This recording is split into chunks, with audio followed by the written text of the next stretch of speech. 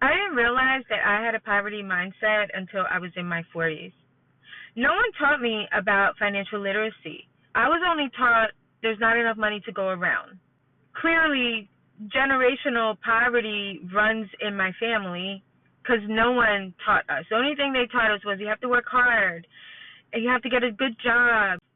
Get a good job so you can afford to buy a house and a car, things that will put you in debt. No one taught me how to manage money, how to manage my bank account, how to pay bills. Like, I had to figure all that stuff out on my own. And even when I did get a good job, I still worried about money all the time. I worried if I was able to pay my bills because that's what I grew up seeing. My mom was always worried about the electric bill or paying the rent. She was on a fixed income. She was on welfare. So her income was limited. She was going to college to try to get her degree. That's the same thing that I did. I thought, okay, I'm going to go to college. I'm going to get my degree and do what everyone is saying, get a good job so you can afford to buy a house and get a car. But the reality is that those things put you in debt. Getting a house, getting a car, like, those aren't really good investments unless those things are going to be producing money for you. That is something that I learned when I started studying financial literacy. A poverty mindset will ruin your career, and it will have you in toxic jobs and toxic relationships. I remember being as young as 8 and being told that I wasn't talented. I wasn't as talented as my older sibling.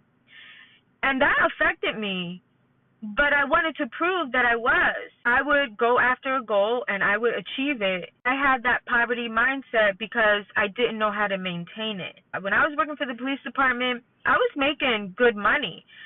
But in the beginning, I didn't know that. I was always worried about being able to pay my rent, if I was going to be homeless again, can I afford a car?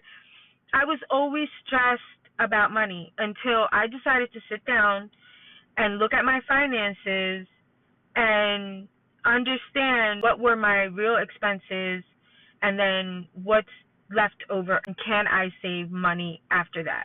And when I did that, I started feeling a lot better about my finances.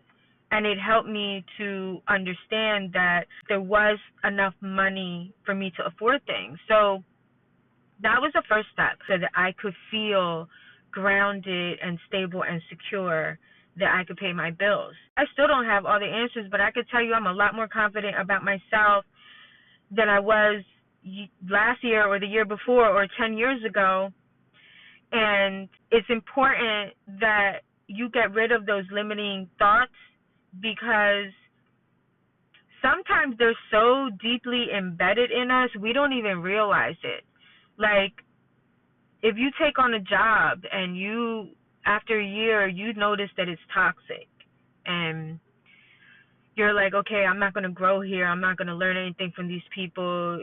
And you want to leave, but you're scared to leave because you don't have another job lined up.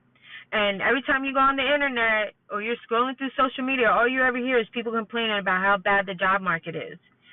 Like, you have to have a level of confidence and faith that is way beyond what you can see physically. Like, you have to have such a strong belief and faith to be able to walk away from things that are toxic just to save yourself. Because at the end of the day, your mind is the most powerful thing. It's going to determine how successful you're going to be. When I started working on my mindset and I started having faith in myself and realizing, like, wait, I've overcome so many different things in my life. I know I can overcome this too. I know that I could land on my feet. I would leave a toxic situation and I would not have nothing. And I would land back on my feet within a week.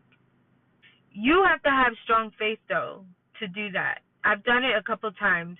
Actually, I've done it a lot of times. What am I talking about? When I was in the police department, I left, and I didn't have another job lined up. That's how stressed they had me. I didn't know what I was going to do. I didn't want to be a law enforcement officer someplace else. I surely wasn't going to get a security job because I knew that paid less. I just wanted to do something completely different. And I did. I went into the culinary industry because that was something that I naturally liked doing.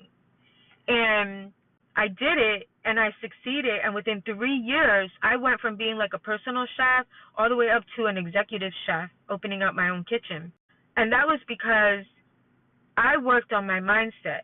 I didn't let anyone tell me that I couldn't do it or I wasn't worthy of having an opportunity. I would just set my mind to what I wanted to do and I did it. I got rid of like the fear and doubts that were holding me back or that feeling of unworthiness. Before you move into that next chapter or reinvent yourself, work on getting rid of the fear and doubts, because the first sign of obstacles, you're probably going to want to give up. And you have to learn how to overcome those challenges and not let it set you back. If this is something that you're interested in learning more about, I'm sharing my journey in real time. I don't have all the answers, but I'm going to figure it out. Follow along and share this with someone who also is starting a new journey. All right, guys.